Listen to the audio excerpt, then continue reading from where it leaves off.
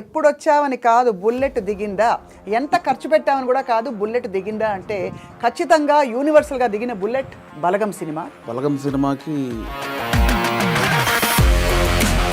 Filmfare అందుకుంటున్నప్పుడు మీ emotion అసలు ఊహించుకోలేం కదా. భయపడ్డాను, అంటే షివర్ అయిపోయాను.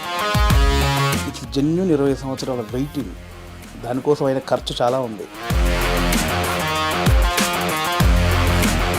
సో రెండిట్లో మరి ఏది ప్రిఫర్ చేస్తారు మీరు? ఏది యాక్టింగ్ అప్పుడు మీరు రాజా కదా, అనుభవించినాడు తెలుస్తుంది. ఒక సినిమా తీసి అది హిట్ కొట్టినప్పుడు ఆ డైరెక్టర్ ఎందుకు అంత గడ్డాలు వేసుకుంటాడు. సో అది డైరెక్షన్ అనేది మీకు ట్రైనింగ్ లేదు, బ్యాక్గ్రౌండ్ లేదు. అంటే యూజువలీ నేను ఐఎమ్ ఫ్రమ్ థియేటర్ అని చెప్పుకుంటారు చాలా మంది. సినిమానే అండి, నేను cinema is your learning platform, అంతేనా? అండ్ నాకు ఏదైతే వచ్చిన గ్యాప్ ఉందో అదే ఇప్పుడు నా సక్సెస్కి లీడ్. ఎక్కడెక్కడి నుంచో అలా అలా అలా అలా డక్కాముక్కీలు తిన్నారు, వైభవం చూశారు, ఖాళీ టైంలో చూశారు, అన్నీ చూసుకుంటూ యువర్ హియర్ టుడే. చాలా అప్ అండ్ డౌన్ చూసాను, అప్ అండ్ డౌన్ చూసారు, చాలా చూసాను. అక్కడ మీ కళ్ళలోనే కనపడుతుంది. వేణుగాడు కాలు పెడితే లెగ్గు, వేణుగాడు కాలు పెడితే లెగ్ అని చాలా తెలిసిన వాళ్ళు కూడా సెంటిమెంట్కి భయపడే వేషాలు ఇవ్వకపోవచ్చు. 2-3 పెద్ద డైరెక్టర్తో డైరెక్ట్గా. ఆ పెద్ద డైరెక్టర్లు ఎవరో?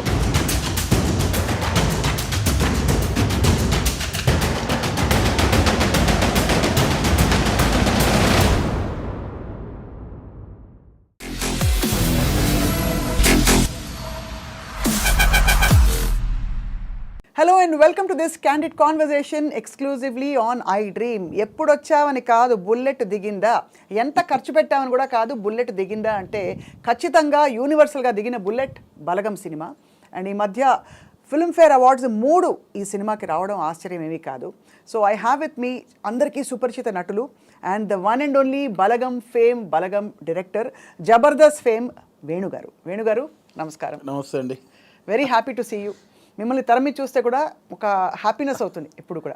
థ్యాంక్ యూ అండి. నాకు కూడా ఆఫ్టర్ లాంగ్ టైం నేను మళ్ళీ ఒక ఇంటర్వ్యూకి వచ్చాను. అంటే చాలామంది అడుగుతున్నారు కానీ అండి బలగం చాలా చేసాము, మళ్ళీ నెక్స్ట్ అనౌన్స్మెంట్ తర్వాత మళ్ళీ స్టార్ట్ చేద్దాం అన్నాను. మధ్యలో ఫిల్మ్ఫేర్, ఆ ఫిల్మ్ఫేర్ తర్వాత ఫస్ట్ స్వప్న గారు అనగానే ఎస్ అన్నాను నేను.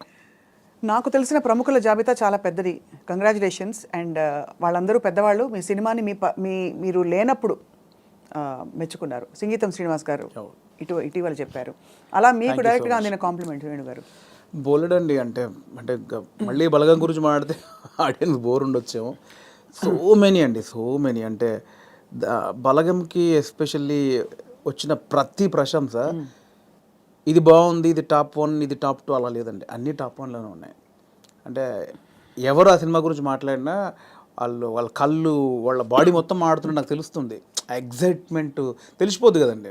కంగ్రాచులేషన్స్ హిట్ కొట్టావు వేరు, దాని గురించి ఎక్స్ప్లెయిన్ చేయడానికి మన మాటలు లేవని వాళ్ళ బాడీలోనే షివరింగ్ నేను చాలా చూసాను. సో బలగం సినిమాకి లెక్కలేనని ఉన్నాయి, నాకు ఇది ఒక్కటే అని చెప్పలేనని ఉన్నాయి. ఫిల్మ్ఫేర్ అందుకుంటున్నప్పుడు మీ ఎమోషన్ అసలు ఊహించుకోలేం కదా. భయపడ్డాను, అంటే షివర్ అయిపోయాను. అంటే బలగం రిలీజ్ అయిన 1.5 year తర్వాత జరిగిన ప్రోగ్రామ్కి లోపల ఏదో చిన్న షివర్ అయిపోతున్నాను. బేసికలీ ఇది నిజమా కాదా అంటే కాన్ఫిడెన్స్ అంటే డెఫినెట్లీ కొడతామని ఉంది. దానికి బిఫోర్ ప్రజెంటేషన్స్ అన్నీ చూస్తుంటే అది ఒకటే బ్యాలెన్స్ ఉంది, డెఫినెట్లీ వస్తుంది అని ఒక ఉన్నా కూడా అనౌన్స్ చేసిన తర్వాత స్టేజ్ మీదకి వెళ్ళేటప్పుడు కూడా చిన్న షివరింగ్ అయ్యి అని వచ్చేసినాయి. ఎందుకంటే సీరియస్గా ఒక కెరియర్ స్టార్ట్ అయిన దగ్గర నుంచి లైక్ 2000 నుంచి నేను ఇండస్ట్రీలో ఉన్నాను. యాక్టర్ని 2003-4 ఆ టైంలో అయ్యాను. అవును. అప్పటి నుంచి ఒక పెద్ద స్టేజ్ మీద ఒక అవార్డు తీసుకోవాలి, అదే యాక్టర్గా, అప్పుడు యాక్టర్నే కాబట్టి యాక్టర్గా తీసుకోవాలని ఉంది. నా ఫస్ట్ మూవీకి సంతోషం అవార్డు నాకు ఇచ్చారండి. దాని తర్వాత మళ్ళీ 20 సంవత్సరాలు పట్టింది. 2023లో జై సినిమా అనేది యాక్టర్గా కమిట్ అయ్యాను. 24లో రిలీజ్ అయింది. 24లో మళ్ళీ 2004లో సినిమా రిలీజ్ అయితే 2024లో మళ్ళీ అప్పుడు అవార్డు తీసుకున్నాను, సంతోషం అవార్డు. మళ్ళీ 20 సంవత్సరాల తర్వాత మళ్ళీ తీసుకున్నాను. సో ఆ గ్యాప్లో ఎన్నో క్యారెక్టర్లు చేసి మనకు ఈ అవార్డు ఫంక్షన్లలో తీసుకోవాలి ఎన్ని కలలుగానే ఉంటాను. అందుకే ఆ రోజు స్టేజ్ మీద కూడా చెప్పేశాను, ఓపెన్గా చెప్పేశాను, ఎన్ని నిద్రలేని రాత్రులు, ఎన్ని సిగరెట్ డబ్బాలు, ఎన్ని మందు బాటిళ్ళు, ఎన్ని ఆశలు. అది ఎవరో కాదు, ఇట్స్ జెన్యూన్ 20 సంవత్సరాల వెయిటింగ్, దానికోసం అయిన ఖర్చు చాలా ఉంది. అందుకే ఆ స్టేజ్ మీద నాకు చెప్పాలనిపించింది. అది చెడు కావచ్చు, మంచి కావచ్చు, నేను ఎంత వేదన పడ్డాను అంటే నా అవార్డు కోసం కదా, ఒక సక్సెస్ ఏదో ఒకటి ప్రూవ్ చేసుకోవాలి. ఇండస్ట్రీ అంతా ఒక్కసారి నన్ను చూడాలి. దానికోసం రెగ్యులర్గా అంత ఆరోగ్యం పాడైపోయింది అంటే అది ఆరోగ్యం పాడవడం అనరు, బట్ నా జెన్యున్ ఫీలింగ్ అది. అది ఎన్ని రాత్రులు ఎన్ని డిస్కషన్లు ఇవన్నీ జరిగాయి కాబట్టి అదంతా ఇంత సాలిడ్గా మళ్ళీ ఒక ఫిలింఫేర్లో ఒక ఇయర్కి బెస్ట్ డైరెక్టర్, బెస్ట్ మూవీ, అది టాప్ నాచ్ అవార్డ్స్ అవి. అందుకనే ఇప్పుడు ఇంకా మీ లీగ్ మారిపోయింది. ఇంకా వీళ్ళ వేణుగారు గుర్తుపడతారా లేదా అనుకున్నాం మీ అందరం. అదేం లేదండి, బలగం వేనే ఎప్పుడు కమెడియన్ వేనే. అంతేనా? ఇంక 20 సంవత్సరాల తర్వాత కూడా నన్ను కమెడియన్ వేన్గా చూడవచ్చు, నాకు అది ఇష్టం బాగా. కానీ మీకు చాలా స్ట్రాంగ్ ప్రెజెన్స్ అండి యాజ్ అన్ యాక్టర్, కమెడియన్ కూడా. ఆ తెర మీద కొద్దిసేపు వచ్చినా కూడా ఒక్కసారి అంటే కొంతమందికి ఆ లగ్జరీ ఉంటుంది. సో రెండిట్లో మరి ఏది ప్రిఫర్ చేస్తారు మీరు? ఏది యాక్టింగ్ అప్పుడు మీరు రాజా కదా. డెఫినెట్లీ డైరెక్టర్ అనేది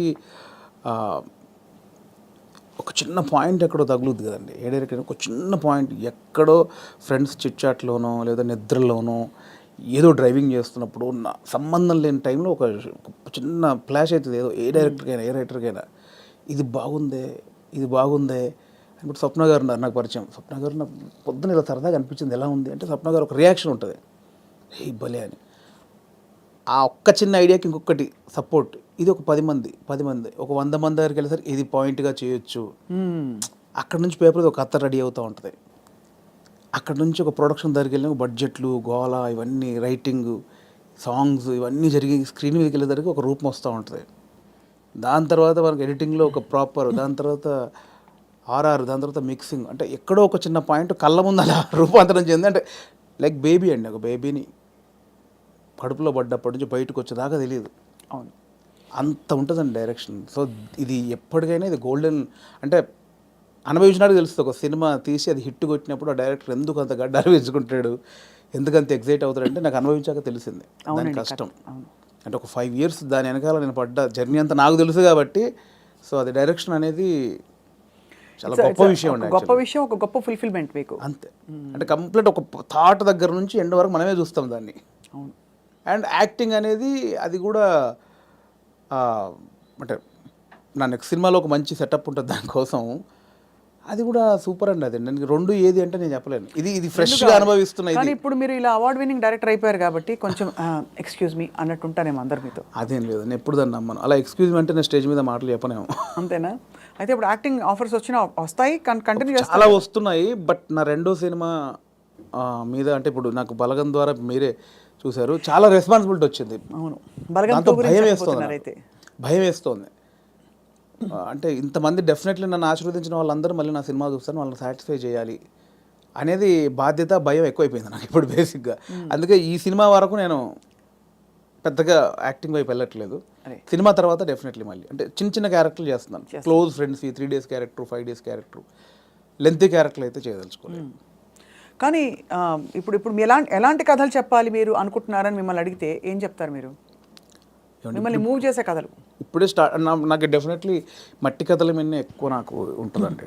రియలిస్టిక్ థింగ్, కొంచెం ప్రాక్టికల్గా ఉన్న విషయాలను చెప్పాలనేది నాకు ఉంటుందండి ఎక్కువ. నా చిన్నప్పటి నుంచి చిన్న ఫీలింగ్ అదే. ఇంట్లో పెరిగిన వాతావరణం, మా ఫాదర్ పెరిగిన వాతావరణం, మా ఫాదర్ చిన్న కమ్యూనిజం, ఆయన చిన్న కమ్యూనిస్టు. సో తెలియకుండా అదే బ్లడ్ ఉంది నాలో. సో అందుకే చిన్న అటువైపు వెళ్తుంది నాకు. కమర్షియల్ అనేది మేబీ ఫ్యూచర్లో చేస్తానేమో. ప్రజెంట్ అయితే మైండ్ అంతా నేను చిన్నప్పుడు నా జీవితంలో, నా జర్నీలో జరిగిన విషయాలు చాలా ఉన్నాయి, చాలా ప్రాక్టికల్ విషయాలు ఉన్నాయి. చాలా జనాల్ని అంటే రెగ్యులర్ కమర్షియల్ అన్నీ చేస్తున్నాం కదా, ఒకసారి చూసి బలగంలాగా ఆలోచించి అరే ఇది కదా మన చుట్టూ ఉన్నాయి కదా అని ఆలోచించే విషయాలు చాలా ఉన్నాయి నా వరకు అయితే. సో అది ఎంతవరకు చెప్పే పరిస్థితి ఉందో తెలియదు, చెప్పేంత వరకు చెప్తాను. చాలా సంతోషకరమైన విషయం ఏంటంటే వేణుగారు, ఇప్పుడు ఇక్కడ తెలంగాణ రాష్ట్రం నుంచి టాలెంట్ ఎంత బ్లాసమ్ అయ్యి ఎన్ని చక్కటి మట్టి కథలు వస్తున్నాయి, ఎంత మంచి టాలెంట్ ఉంది అసలు. చాలా ఏళ్ళు ఆల్మోస్ట్ బయటికి రాలేదు అనిపిస్తుంది. ఆమె రాంగ్? నేను తప్పుగా మాట్లాడేదా? కరెక్ట్గా చెప్పాను? కరెక్ట్ అండి. ఇప్పుడు బయటకు రావడం, కట్టలు తెంచుకుని ఒక్కొక్కళ్ళు, అంటే ఇక్కడ ఈ గడ్డ మీద ఉండే ఆలోచన ఏంటది, ధాటి అంటారు చూడండి, ఆ కన్విక్షన్ అది చాలా గొప్పదండి. అంటే మట్టి నుంచి పుట్టిన కథలు కదా. అంతే అండి. ఇంతకుముందు ఇక్కడి ప్రాంతం వరకు ఏంటంటే కొంచెం చదువు లేక ఆకలి చౌలు ఇక్కవరకే ఉంది, బట్ అక్కడ సృజనాత్మకత కూడా ఉంది, చాలా ఉంది. అంటే ఇటువైపు ఎన్ని కథలు ఉన్నాయి, అటువైపు ఎన్ని కథలు. ఎక్కడైనా మనుషులు ఉన్న చోట చాలా కథలు ఉంటాయి. అవును. సో ఇక్కడ కథలు కూడా ఇప్పుడు వస్తున్నాయి. అందుకే ఇప్పుడు అంటే ఎట్ ప్రజెంట్ నా మూడంతా ఇక్కడే ఉందన్నమాట. నా జర్నీలో నేను చాలా కథలు చూశాను, అందులో ఒకటి బలగం. సో ఇంకా చాలా కథలు చూశాను. అవును. సో అవన్నీ చెప్పొచ్చు, దాన్నే కమర్షియల్గా చెప్పొచ్చు. ఇప్పుడైతే మరి మీ రెండో సినిమా వివరాలు అడగచ్చా ఇంకా సూనా? సూన్ అండి, సూన్ డెఫినెట్లీ. అంటే అఫీషియల్గా నా ప్రొడక్షన్ నుంచి వచ్చినప్పుడు అడిగితే బెటర్. నో డెఫినెట్గా. కానీ అందరికీ క్యూరియాసిటీ ఏంటంటే బలగం తీసిన తర్వాత మీరు చాలా జాగ్రత్త పడాలి ఇంకా రెండో సినిమాకి అదే స్థాయిలో మెప్పించాలి, ఇంకా ఎక్కువ మెప్పించాలి వీలైతే. మరి ఏంటి మీ ఆలోచనలు దాని మీద? ఉందండి, కథ అయిపోయింది, ఆల్మోస్ట్ కథ అయిపోయింది. ఇంకా అఫీషియల్గా అనౌన్స్ చేస్తాం త్వరలో. మళ్ళీ డెఫినెట్లీ నన్ను ఎవరైతే ప్రేమించారో ఆశీర్వదించారో వాళ్ళని ఒప్పిస్తానని నమ్మకం అవుతుంది. నా కథ అయితే ఇప్పటివరకు అయితే ఖచ్చితంగా ఒప్పిస్తానని నమ్మకం అవుతుంది. అంతకుముందు కామెడీ యాక్టర్గా జబర్దస్త్లో మీ జర్నీ ఎలా ఉండేది వేణు గారు? అది హ్యాపీ జర్నీ అండి, చాలా హ్యాపీ జర్నీ నా లైఫ్లో. అంటే జాలీగా ఉన్న రోజులు అవి. అంటే నేను 2004లో యాక్టర్ అయిన తర్వాత 2015 వరకు గాడ్ గ్రేస్ అసలు వెనక్కి తిరిగి చూసుకోలేదండి. అంటే నేను డైలీ 4 షూటింగ్లు 5 షూటింగ్లు. అంటే ఈరోజు హైదరాబాద్లో ఉంటే సడన్గా మీరు వేణుగారు ఎక్కడున్నారంటే ఈరోజు ఇక్కడే ఉన్నానండి ఈవినింగ్ అంటాను. రేపు ఫోన్ చేసి దుబాయ్లో ఉన్నానండి. అదేంటి నేను ఈవినింగ్ హైదరాబాద్ అన్న, అంత బిజీగా ఉన్నాను నేను. అంత బిజీగా ఉన్నా డైలీ 3-4 షూటింగ్లు, ఈవెంట్స్ అని దుబాయ్లు, ఫారిన్ షెడ్యూల్స్, చాలా బిజీగా ఉండేవాడిని. ఐ థింక్ 4 నుంచి 15-16 వరకు నేను వెనక్కి తిరిగి చూసుకోలేదు. అంటే మా ఇంట్లో నెలకి ఒక వారం రోజులు తింటే హ్యాపీ, అంత బిజీగా ఉండేవాళ్ళు. పొద్దున ఎప్పుడైందో, సాయంత్రం ఎప్పుడైందో, నైట్ ఎప్పుడైందో తెలిసేది కాదు.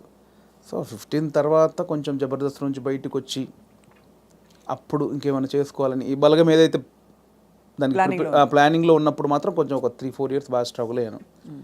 సో కానీ ఎలాగా అంటే మీరు చెప్పారు కదా, అంటే మీరు మట్టిలోంచి పుట్టిన కుటుంబం మీది.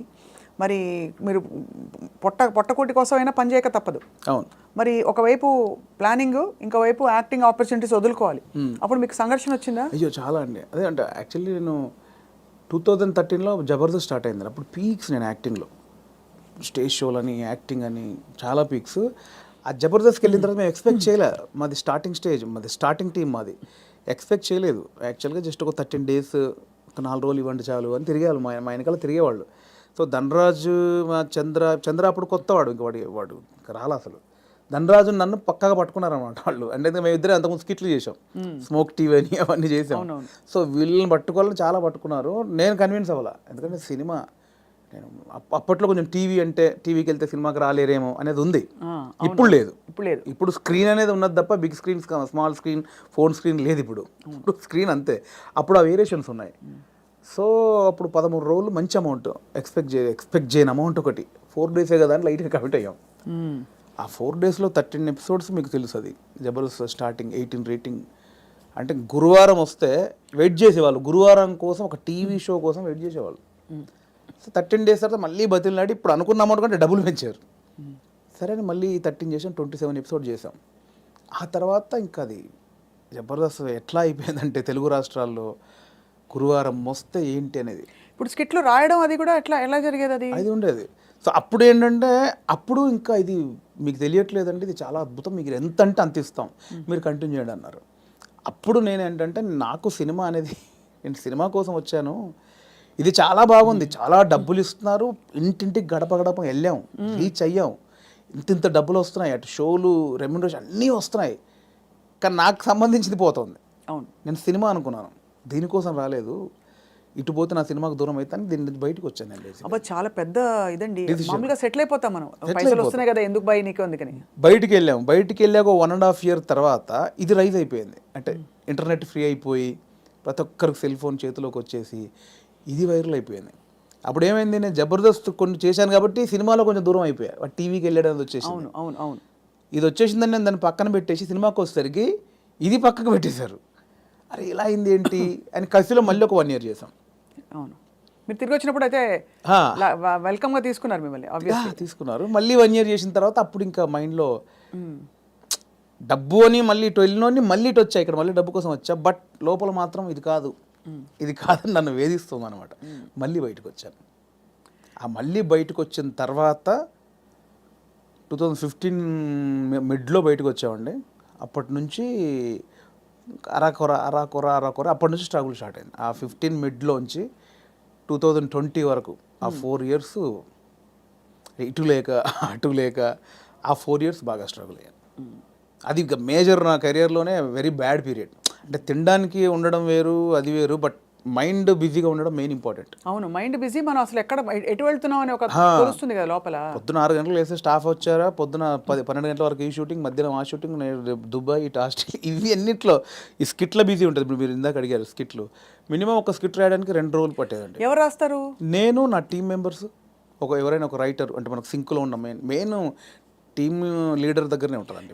ఇంప్రూవ్ అని ఉంటుందండి యూఎస్లో, అంతా ఉంటుంది ఇది. 100% ఇంప్రొవేషనే స్క్రిప్ట్ అండి, స్క్రిప్ట్ రైటింగ్ ఏ ఉండదు. సో మీకు దానికి నేపథ్యం, మీరు Depends థియేటర్కి అది. వెళ్ళారా?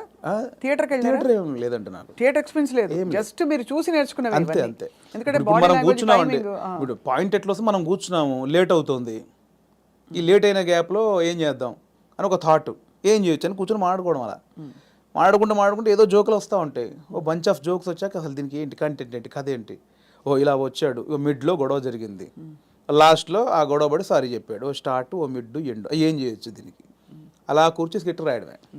అలా టీం అంతా రాయడం, ఆలోచన ఎక్కడైనా పాయింట్ వస్తుంటుంది. అది టైమింగ్, ఎడిటింగ్లో అసలు అంటే మా టైంలో అయితే ఎడిటింగ్ సెన్స్ లేకుండానే దింపేసేవాళ్ళం అండి. నింపేశారు. ఇప్పుడు ఎలా ఉందో నాకు తెలియదు.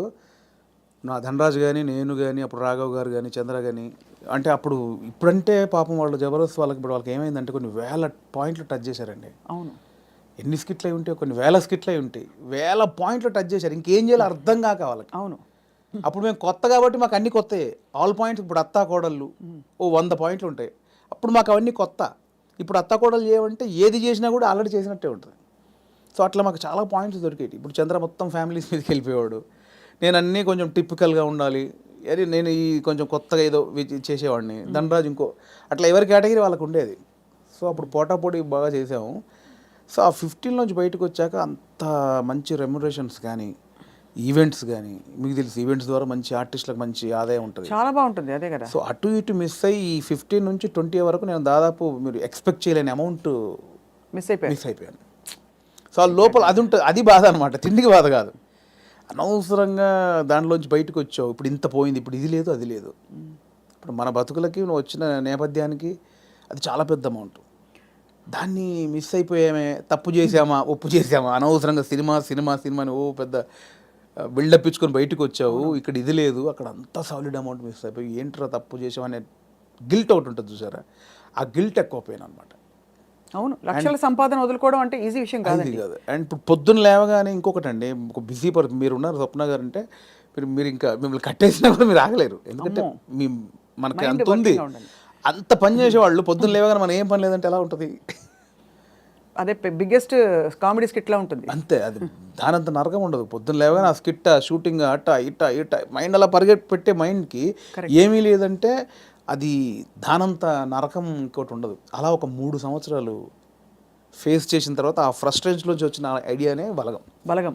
అంటే ఇన్ని రాసాము, నేను చాలా సినిమాలకు, అంటే చాలా సినిమాలు కాదండి, నా ఫ్రెండ్స్ డైరెక్ట్ చేస్తా ఉంటే వాళ్ళకు నేను సబ్జెక్ట్లో కూర్చునేవాడిని, కామెడీ ట్రాక్స్ రాసి ఇచ్చేవాడిని.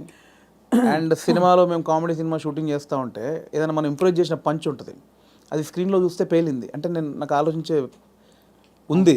ఇప్పుడు స్కిట్లు నేను ఆల్మోస్ట్ 100 స్కిట్లు రాసా, వర్కౌట్ అయినా చాలా, అంటే నా ఆలోచన నుంచి పుట్టినాయి కదా. సో నాకు నేను ఎందుకు చేసుకోకూడదు, అంటే ఎప్పుడో ఒక అవకాశం ఒకరు ఇస్తారు, డెఫినెట్లీ అందరు ఇస్తేనే ఇక్కడ దాకా వచ్చాను. బట్ ఇప్పుడు ఇంత మనకు ఒక నాలెడ్జ్ వచ్చిన తర్వాత కూడా వెయిట్ చేయడం ఎందుకు అనేది ఆ 3 సంవత్సరాలు వచ్చిన ఇది. అక్కడ సరే నేనే హీరోగా చేసుకుందాం, నేనే రాసుకుందాం, నాకు ఒక కథ రాసుకుందాం, నన్నే ఇలా ప్రజెంట్ చేసుకుంటే దాన్ని చూసి వేషాలు వస్తాయి మళ్ళీ అనే దాంట్లో నేనే ఒక పాయింట్ అనుకుందామని స్టార్ట్ చేసిన జర్నీ. ఒక 3-4 పాయింట్లు అనుకొని అవన్నీ రెగ్యులర్గా ఉన్నాయి. ఇలా అయితే నన్ను ఎందుకు చూస్తారు, చాలామంది అలా వస్తున్నారు కదా, నన్ను చూడాలంటే మళ్ళీ నేను కొంచెం బ్యాక్వర్డ్ అయి ఉన్నాను, ఇప్పుడు నన్ను కొత్తగా చూడాలి, కంప్లీట్ ఆపోజిట్గా చూడాలి, అది ఏం చేయొచ్చు, చాలా సాహసోపేతమైన జర్నీ అది. అలా ఏం చేయొచ్చు అన్న పుట్టినప్పుడు థాటే ఒక చావులో ఎలా ఉంటుంది అంటే, నేను మా నాన్న జరిగిపోయినప్పుడు ఉన్న సిచ్యువేషన్స్ అన్నీ ఫనీగా చూసాను. ముందు ఎమోషన్ కాదు, అది ముందు ఫనీగా చూశాను. అంటే ఇప్పుడు తెలంగాణలో ఏంటంటే చేదునూరు అని ఉంటుంది, అంటే చుట్టం చూపు వాడు వచ్చినప్పుడు వాళ్ళని ఓదార్చిన తర్వాత చేదునూరు అనేది ఉంటుంది. అంటే ఇంత మందు తీసుకొచ్చి, ఇంత చికెన్ మటన్ తీసుకొచ్చి నా వంతుగా నీకు ఒక భరోసా ఇచ్చి నీ బాధని తొలగించి ఈ వచ్చిన వాళ్ళు ఇస్తారు. అంటే అంటే ఆచారం ఏంటంటే అండి, ఇప్పుడు నేనున్నాను, నాకు ఒక మా ఇంట్లో ఎవరో చేదు జరిగింది, ఎవరో చనిపోయారు, చేదు జరిగింది. మా బావను, మా మామయ్యను, బావ మరిది ఎవడు ఆడొచ్చి నన్ను ఓదార్చి, సరే బావ జరిగిపోయిందని ఈ బాధను దూరం చేయాలి. నాకు ఏదైతే ఆ మిస్సింగ్ ఫీల్ ఉందో దాన్ని దూరం చేయగలని ఏం చేయాలి, ఇంత మందో బిందో తీసుకొచ్చి కాసేపు 2 గంటలు సపోర్ట్ ఉండి కడుపు నిండా తినబెట్టి ఏం కాదులే నేను ఉన్నానులే అని సపోర్ట్ ఇచ్చే వెళ్ళే విధానం అనమాట అది. కరెక్ట్, అవును. సో అదొక ఆచారంగా వచ్చింది, చేదు నోరు అంటాం. ఇప్పుడు పెద్ద ఫ్యామిలీ అనుకోండి, ఇప్పుడు ఇప్పుడు ఇప్పుడు ఇప్పుడు బాంబేలో ఉంటారు ఒకరు బావంట ఆయన, అక్కడ 10 మంది చుట్టాలు ఉన్నారు, ఇక్కడ చనిపోయింది, కంపల్సరీ రావాలి, వస్తారు, ఈ ప్రక్రియ కూడా చేయాలి. ఇప్పుడు 10 మంది 10 రోజులు ఉండలేరుగా, 2 రోజుల్లో చేసి వెళ్ళిపోవాలి. అవును. సో 10 మందిది వీడు తాగాలి, నేను తాగాలి, తినాలి. తాగాల్సిందేనా అంటే బాంబే నుంచి వచ్చాడండి పాపం, అంతే కదా, మా బావకి ఇలా జరిగిందని ఏదో ఆయన తృప్తికి చేసే, నేను ఒక ముక్కనాన్న తినకపోతే ఆడేమనుకుంటాడు, ఫీల్ అవుతాడు కాబట్టి చేయాలి, కంపల్సరీ. పడతారు. సో ఈ ప్రాసెస్ మా నాన్న జరిగింది అనమాట. మాది పెద్ద కుటుంబం, మా అమ్మకి నేను 9వ వాడిని, మా పెదనాన్నలు 6, మా మేనత్తలు 3. ఆహా.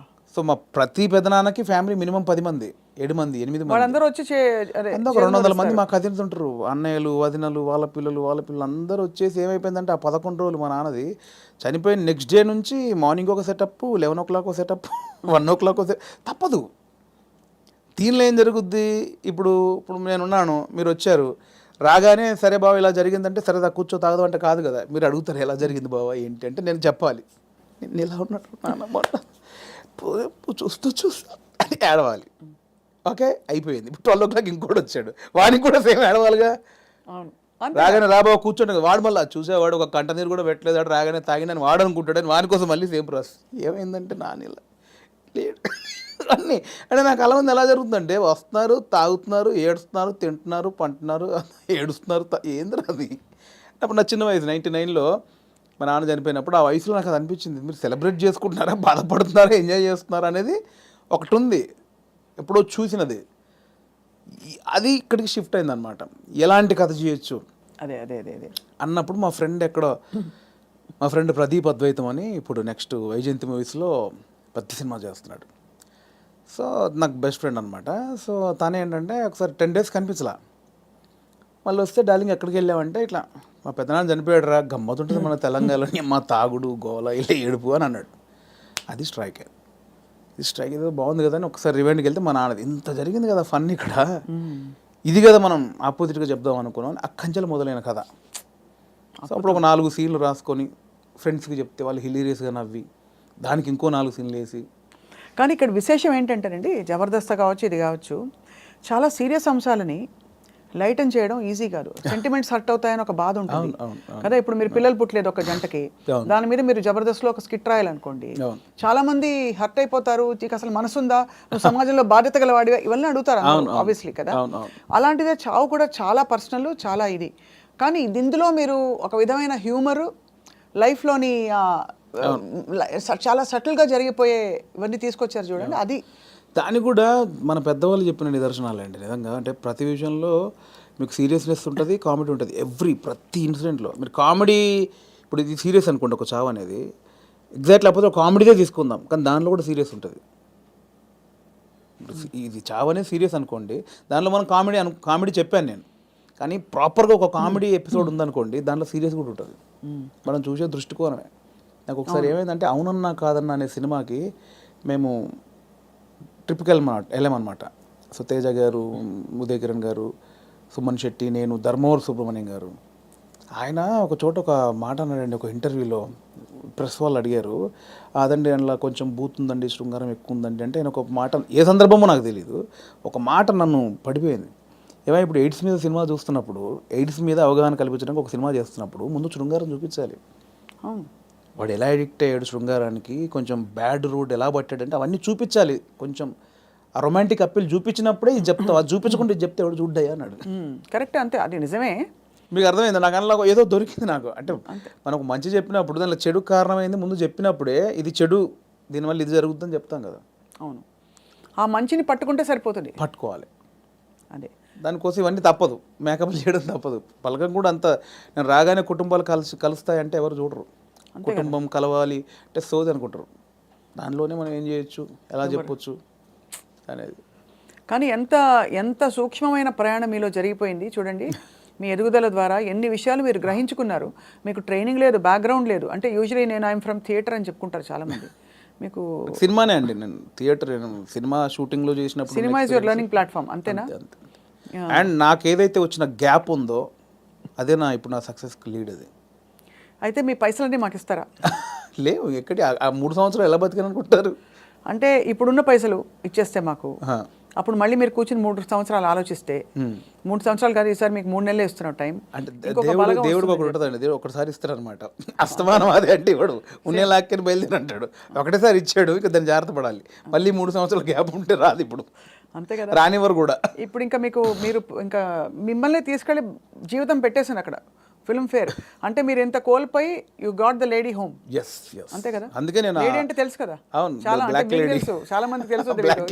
సరే, బ్లాక్ లేడీని తీసుకొచ్చుకున్నారు. బ్లాక్ అదే ఆ మెట్లు ఎక్కుతున్నప్పుడు కానీ, అది చేతిలో ఉన్నప్పుడు కానీ, నేను అంటే చాలా ఇంటర్వ్యూలో మాట్లాడడం మనకు భయమే, ఇది బేసికల్గా స్టేజ్ మీదకి వెళ్ళి మాట్లాడాలంటే. కానీ ఆ రోజు ఎందుకో చిన్న లోపల షివర్ అయిపోతూ, నమ్మలేని విషయం కదండి. ఎవరికి అంకితం ఇచ్చారు, ఏమైనా చెప్పారు అట్లాంటివన్నా? అంకితం లేదండి, అంటే ఇది అంకితం ఇవ్వాలంటే తెలుగు ప్రేక్షకులు ఇవ్వచ్చు, అది అంతే, తెలుగు ప్రేక్షకులకు ఇవ్వచ్చు, అండ్ నా వైఫ్కి ఇవ్వచ్చు. ఎప్పుడు పెళ్ళైంది వేణుగారు మీకు? నాకు 2009, అంటే బిఫోర్ జబర్దస్త్. బిఫోర్ జబర్దస్త్. మీ పెళ్ళైన తర్వాత మీ లైఫ్ జబర్దస్త్గా మారింది, అంతేనా? ఇందులో 2 అర్థాలు ఉన్నాయి. అందరికీ అంటే రకరకాలుగా మారింది. మేడం గారు పాప నన్ను చూసి తిట్టుకుంటారేమో. మేడం గారికి కంగ్రాచులేషన్స్ చెప్తున్నాను. మీ వైఫ్ పేరండి? శ్రీలత. శ్రీలత గారికి కంగ్రాచులేషన్స్, మీ వారు సాధించి ఛేదించి చూపించారు. అది డెఫినెట్లీ నా వైఫ్ సపోర్ట్ 101% ఉందండి. ఈ 5 years జర్నీలో నేను ఏది పట్టించుకోలేదు బేసిక్గా. అవునా? ఏది పట్టించుకోలేదు ఇన్ సెన్స్, అంటే డబ్బు ఉండగానే అన్ని కాదు. ఇది ఒక్కటి కట్ చేసి మేము thumbnail పెడితే ఏముంటుంది? మా వైఫ్ నన్ను ఈ 5 ఏళ్లలో అస్సలు పట్టించుకోలేదు. మీరు ఏదైనా పెట్టొచ్చండి, నేను అడిగింది మీరు పెట్టరు, నేను వద్దన్నది మీరు ఆపరు. జోకు నాకు అంటే మిమ్మల్ని చూస్తే మా అందరికీ జబర్దస్త్ స్ఫూర్తి వచ్చేస్తుంది అనమాట. నా వైఫ్ సపోర్ట్ 100% ఉంది. తను నాకు ఎక్కువ బర్డెన్ ఇవ్వలేదు, పిల్లల విషయంలో కానీ ఫ్యామిలీ విషయంలో కానీ నన్ను అర్థం చేసుకుంది బాబు. చాలా అవసరం కదండి ఎందుకంటే ఏ సినిమాలు అంటావేంటి, ఉద్యోగం చేసుకోక అని అనే వైఫ్స్ ఉంటారు, లేదు వచ్చే పని చేసుకోవచ్చు కదా అని అనేవాళ్ళు ఉంటారు. అంటే ఈ మ్యూజిక్ సినిమా ఫీల్డ్ మీకు తెలుసు, నిద్ర పట్టదండి బేసిక్గా. 11 అవుద్ది, 12 అవుద్ది, సినిమాలు చూస్తూ ఉంటాం, కళ్ళు స్ట్రెయిన్ అయిపోతుంటాయి, బెడ్ మీద పడుకుంటాం, అలా అయిపోతాయి కళ్ళు. అలా ఏదో మనకు పోలీసులు టార్చర్ చేస్తే అలా పెడతారు చూడండి, ఇప్పుడు పీపుల్స్ ఎన్కౌంటర్ సంథింగ్ సినిమాలో అలా పెడతారు, అలా అయిపోతాయండి. పట్టదు నిద్ర. అంటే ఎలా ఇది ఎట్లా ఏం చేయాలి ఇది ఓకే అవుద్దా కాదా, నెక్స్ట్ పాయింట్కి వెళ్దామా, కానీ మళ్ళీ కూర్చుంటాం, మళ్ళీ ఏదో సినిమా పెడతాం, మళ్ళీ ఏదో చేస్తాం, అవ్వదు. అలా 5-6 అయిపోతాయి. అట్లేదండి, మళ్ళీ సినిమా చూద్దాం, దొరకవు సినిమాలు, దొరకవు. అవును, సరే మనకు సంబంధించిన సినిమా ఎంతసేపు చూస్తావు, ఎంతసేపు నీ నెక్స్ట్ కథ కొంచెం నవ్వుకోవడానికి ఒక సినిమా చూస్తాం, ఏదో పెడతాం, ఇది కాదు మళ్ళీ అది పెడతాం, ఇది కాదు ఇంకోటి ఏదో వెబ్ సిరీస్, ఇది కాదు బుక్ పడతాం. అంటే నాకు తెలిసి ఇప్పుడు అనుభవిస్తుంది కదండి, మేబీ 2-3 సినిమాలు చేసిన తర్వాత మైండ్ సెట్ అయిద్దేమో మేబీ. దీన్ని అంటే వర్కే లైఫే అనేది నాకు తెలిసి కొంచెం ఎక్స్పీరియన్స్ తర్వాత నాకు అలవాటు అవుతాం. ఇప్పుడేమో ఎంతసేపు ఇంత ప్రేమించారు, ఇంత గౌరవించారు, మంచిది చెప్పాలి, చెప్పకపోతే గౌరవం పోద్దేమో. నువ్వు జెన్యూన్ ఫీలింగే, బట్ అంటే మీరు హ్యాండిల్ చేయాలి కదండి. అండ్ ఇప్పుడు నాకు అంతకుముందు యాక్టర్గా ఉన్నప్పుడు ఎలా ఉంటుందండి, పొద్దున్న స్టాఫ్ వస్తారు, చిన్న 7 o'clock వెళ్తాం, 8 o'clock లొకేషన్ వెళ్ళగానే కలర్ఫుల్గా దిగ్గానే యూనిట్ మొత్తం 200 మంది ఉంటారు, ఎవరెవరు యాక్టర్లు ఉన్నారు, చిన్న సరదాగా ఉంటుంది. క్యారవాన్కి వెళ్ళామా, రెడీ అయ్యామా, తృప్తిగా వచ్చామా, చేసామా, 6 అయిపోయిందా, కథం, ఈ షూటింగ్ అయిపోయింది ఇంటికి. ఇప్పుడు అలా కాదు కదండి, రూమ్లోనే పొద్దున్న లేస్తే ప్రాజెక్ట్ అయిపోయేంత వరకు సబ్జెక్ట్ క్లారిటీ ఉందా, ప్రొడ్యూసర్ ఏమంటాడు, హీరో ఏమంటాడు, ఇది మనం అనుకున్నది కరెక్ట్ వర్కౌట్ అవుతుందా, ఏమైనా డైల్యూట్ అవుతుందా, ఈ దాంట్లోనే అయిపోతుందండి ఎప్పుడు మైండ్. దీనివల్ల నాకు ఏమైందంటే డైరెక్టర్స్ మీద ఇప్పుడు విపరీతమైన రెస్పెక్ట్ వచ్చేసేది నాకు. అంతకుముందు ఏముంది, వీళ్ళు తీస్తారులే సినిమా, వీళ్ళు ఇంట్రా దీనికి ఎక్కువ చేస్తారు అనిపించేది. ఇప్పుడు అది భరించిన తర్వాత నాకు ప్రతి దర్శకుడి మీద రెస్పెక్ట్ వచ్చేసింది. మరి నాకు మొన్న ఎవరో ఒక కథ చెప్తానన్నయ్య, నీకు చిన్న మీరు ఇంపార్టెంట్ క్యారెక్టరు అంటే, నా దాంట్లో నెక్స్ట్ వీక్ అని 3 వారాలు తోసేసాను. తర్వాత పాపం అనిపించి వస్తానంటే, అన్న మీరు ఎక్కడ రమ్మంటారు, మీ ఆఫీస్కి రమ్మంటారా, లేదా కాఫీ షాప్లో కూర్చుంది, ఇవన్నీ అంటున్నాడు అతను.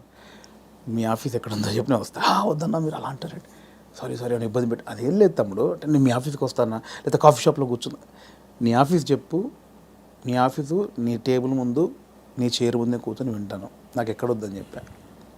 ఎక్కడో సందులో చిన్న సినిమా, అక్కడికి వెళ్ళి కథని వచ్చా.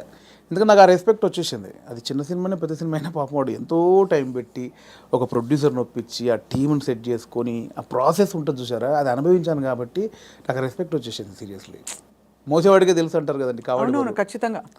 అది నొప్పి నాకు ఆఫ్టర్ డైరెక్ట్ అయ్యాక తెలిసింది నాకు.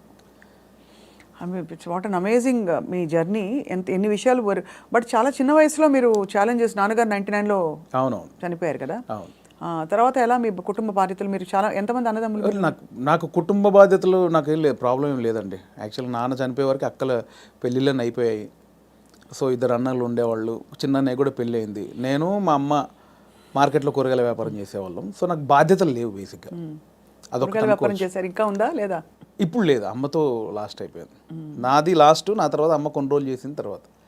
సో నాకు బాధ్యతలు లేవండి అసలు. అక్కడ ఒకటి టెన్షన్ లేకుండా ఉంది. బట్ నేను ఊర్లో ఉన్నప్పుడే డబ్బులు సంపాదించాను కూరగాయల వ్యాపారంలో.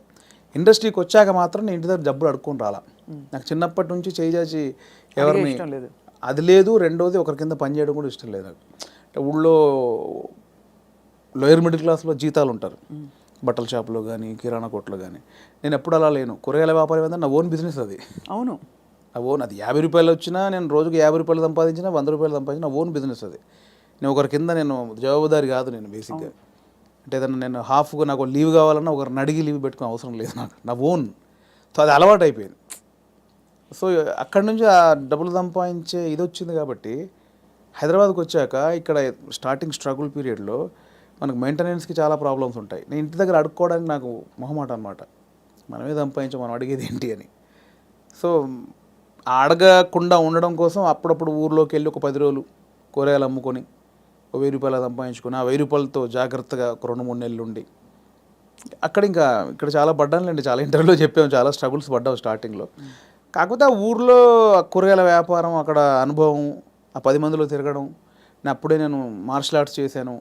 నేను స్టేట్ లెవెల్ 2 టైమ్ ఛాంపియన్. నాకు 96లో సుమన్ గారి చేతుల మీద ఛాంపియన్షిప్ అందుకున్నాను నేను. సో ఆ మెచ్యూర్డ్ అయితే ఉందండి మీ దగ్గర. బ్రౌన్ బెల్ట్ హోల్డర్ అప్పుడు షాओलिन కుంగ్ఫూలో. నాకు ఒక 60-70 స్టూడెంట్స్. కరీంనగర్లో 2nd ప్లేస్ కొట్టాను, కరీంనగర్లో 1st ప్లేస్ కొట్టాను. ఎన్ని రంగాలు మిమ్మల్ని పిలిచే చూడండి. కళ, క్రీడలు. అంటే కళకు అదే నాందండి కరాటే అనేది. అంటే ఊర్లో ఉన్న వాళ్ళకి ఇది కాదు మన లైఫ్.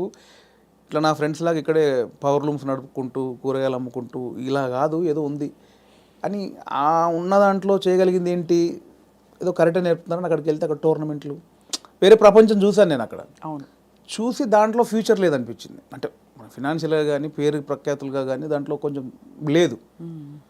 నెక్స్ట్ ఏంటి, అక్కడ ఉన్నప్పుడు మన కూరగాయల మార్కెట్లో ఉన్నప్పుడు నేను మాట్లాడే మాటలు విని, నేను వేసే జోకులు కానీ పంచులు కానీ విని అందరు నన్ను బాబు మోహన్ బామ్మరిది అనేవాళ్ళు. సో అక్కడ చాలామంది సినిమా యాక్టర్ తెలియకుండా ఒకటి నాటు పడిపోయింది.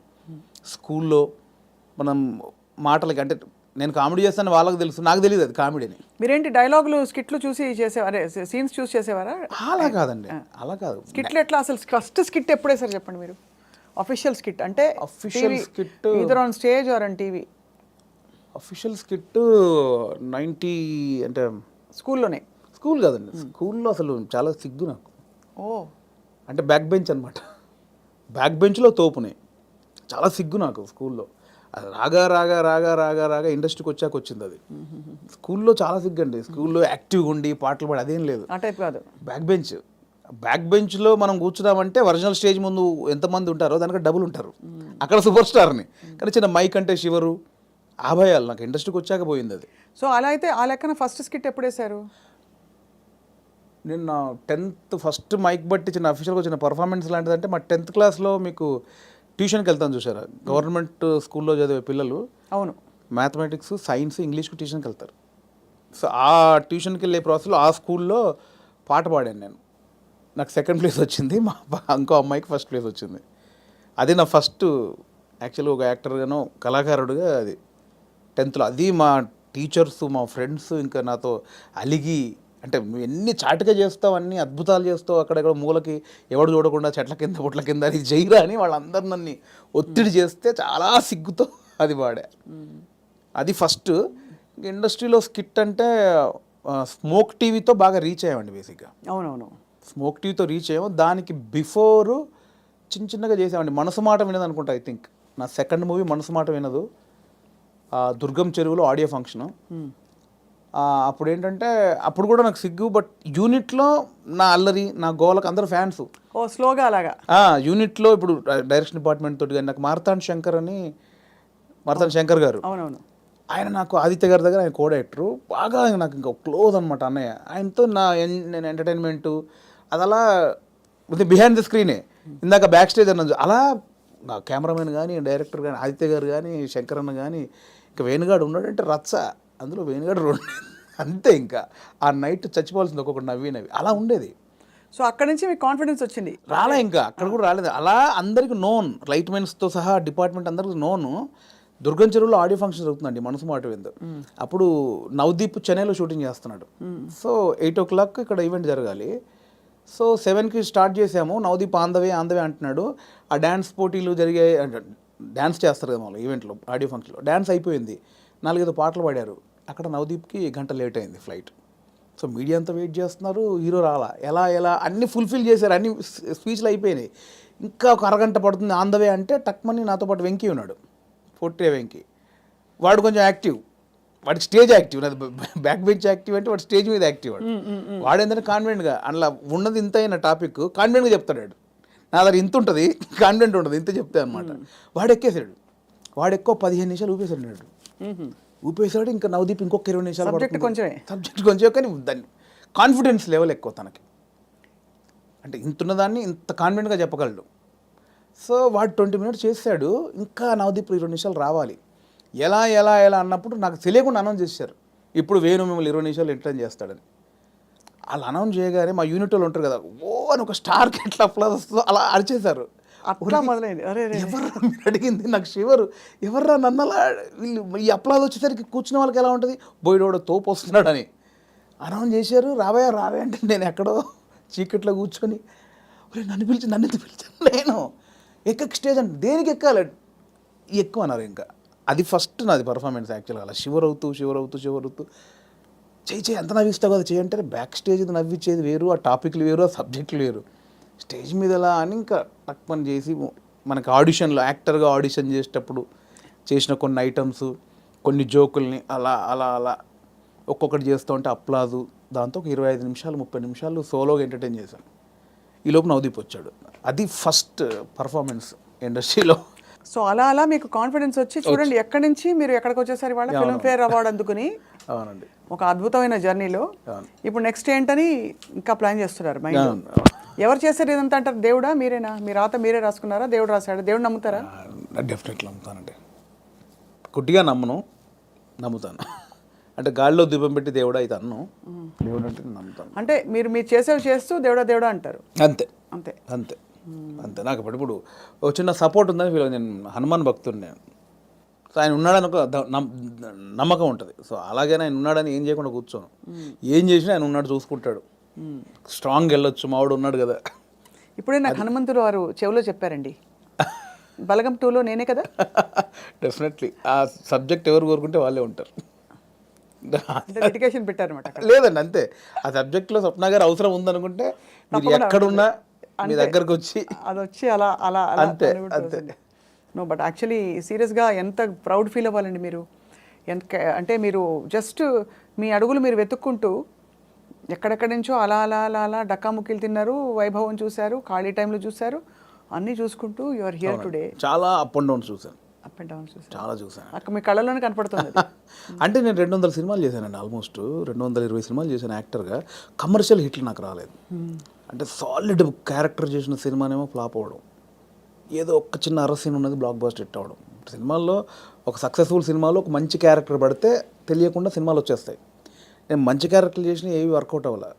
సో యాక్టర్గా వేణుకు చాలా మంచి టైమింగ్ ఉందని రాజమౌళి గారి దగ్గర నుంచి, సుకుమార్ గారి దగ్గర నుంచి పెద్ద వాళ్ళందరూ, త్రివిక్రమ్ గారు, వినాయక్ గారు, పూరి జగన్నాథ్ గారు, మా గురుగారు తేజ గారు, అందరూ. కానీ ఒక కమర్షియల్ బ్రేక్ పడినప్పుడు వాళ్ళు ఎవరేం చేయగలరు. ఇప్పుడు నేను బలగం సినిమా చేశాను, నాకు తెలిసిన యాక్టర్లు ఎవరిని పెట్టుకోలేకపోయా. ఎందుకంటే ఆ సినిమా ఎవరిని కోరుకుంటుందో వారినే తీసుకుంటారు. ఎవరైనా అంతే కదండి. అటు బాగా చేస్తున్నాడు అందరు తీసుకొని పెట్టుకుంటే అవ్వదు, ఇది బిజినెస్. నేనే పెట్టుకోలేకపోయాను కదా. సో అది రాలేదనే వేదన చాలా ఉండేదండి నాకు. అంటే నా బిఫోర్ వచ్చిన వాళ్ళందరూ సూపర్ స్టార్లు ఎదిగిపోతున్నారు, మనకు ఒక కమర్షియల్ హిట్ లేని కారణంగా, అన్నీ చేయగలిగి హిట్ లేని కారణంగా వెనకబడిపోయామనే ఒక ఆవేదన ఒకటి ఉంటుంది. అది చాలా పెయిన్ఫుల్. ఆ మధ్యలో వేణుగాడు లెగ్గు అని ఒక ఆ టైంలో అంటే చాలా సినిమాలు మంచి క్యారెక్టర్లు పోయేసరికి తెలియకుండా ఎవడో అని వేణుగాడు కాలు పెడితే లెగ్గు, వేణుగాడు కాలు పెడితే లెగ్ అని చాలా తెలిసిన వాళ్ళు కూడా సెంటిమెంట్కి భయపడి వేషాలు ఇవ్వకపోవడం, దేవా చూసారా, ఇలా చాలా పెయిన్ఫుల్ జర్నీలు జరిగాయి. ఇంత దారుణం అండి అసలు మాట అంటాం. బాధేస్తుంది కదా, డబ్బులు చాలా పెద్ద 2-3 పెద్ద డైరెక్ట్గా కొంచెం విభేదించాను కూడా, అట్లా చాలా జరిగాయి. సో నేను కాదు కదా, ఇప్పుడు మొన్న ఇప్పుడు టిల్లు అంటారు నన్ను, నేను నిలబడ్డాను కదా, అంతే కదా, నా ట్రాక్ తప్పు చేయలేదు కదా, ఇంకోటి నాకు ఎందుకు వేస్తారు అట్లా. అదొక చాలా పెయిన్ఫుల్ ఉండేది. ఆ పెద్ద డైరెక్టర్లు ఎవరో లేండి, అందరూ సహకరించిన వాళ్ళు అందరి నిమిత్తం మాత్రమే అండి. నేను ఇక్కడ దాకా వచ్చిన తర్వాత నేను ఎవరిని అంటే ఇప్పుడు అర్థమవుతుంది మీకు దేని వెనకాల ఏ రీజన్ ఉందని ఇప్పుడు అర్థం చేస్తుంది. మీరు డైరెక్టర్ అయ్యారు కాబట్టి. నేను చెప్పాను కదా, ఇప్పుడు నా సినిమాకి నా చిత్రం శ్రీను దగ్గర నేను 1.5 year టచ్ బాయ్గా పనిచేశాను, చాలామందికి తెలుసు. అతనికి నేను వేషం ఇవ్వలేకపోయాను. మా తాగబోతు రమేష్ ఇప్పుడు నాతో మాట్లాడడానికి ఇప్పటికి కోపమానికి, రచ్చరవి క్యారెక్టర్ నేను చేయలేనని ఇప్పటికీ నా మీద కోపం 100 సార్లు తిట్టుంటాడు. నేనంటే ఇప్పుడు నన్ను గొంతు పిసికి చంపేస్తాడు వాడు. రచ్చరవి క్యారెక్టర్ నేను చేయలేనా, నాకు తెలంగాణ రాదా అని. కానీ నాకు అదే డైరెక్టర్గా నాకు ఆ క్యారెక్టర్లో రవే కనిపించాడు, రమేష్ కనిపించలే. ఇక్కడ టాలెంట్ బేరీజ్ వేయడం కాదు, నాకు వాడైతే సెట్ అవుతుంది అనిపిస్తోంది.